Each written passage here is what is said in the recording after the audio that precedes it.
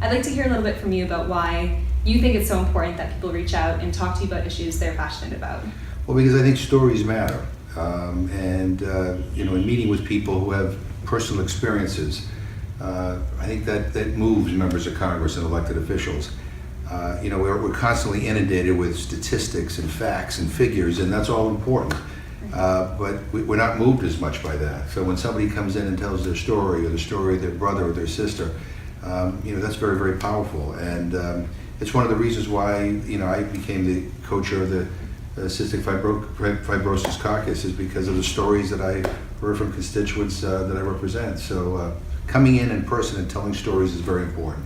And so if somebody wanted to get in contact with you about something, let's say someone from the Cystic Fibrosis Foundation who has never done this before, how would you suggest that they get in contact with you? Should they call or email? Anything. I mean, they can call, they can email, they can write a letter, they can visit me in the district or visit me during office hours. If they're in Washington, make an appointment to come by and see me. And that goes for everybody who works up here. How do your constituents' thoughts and views shape the way that you view policy that comes to you on the Hill? Critically important. If a representative is doing his or her job, there's a couple things that he or she needs to do. Number one is keep an open mind. And number two, always remember that in this form of government, representative democracy, that we answer to the people. So the constituents are the bosses. That's something that I remind myself of every day, and I remind my staff of every day, is that we are serving them. And it's my job to be a reflection of their voice from the community that I represent here in the halls of Congress. And that includes not only representing the people that supported you and voted for you, but also people that did not vote for you, because you represent them too.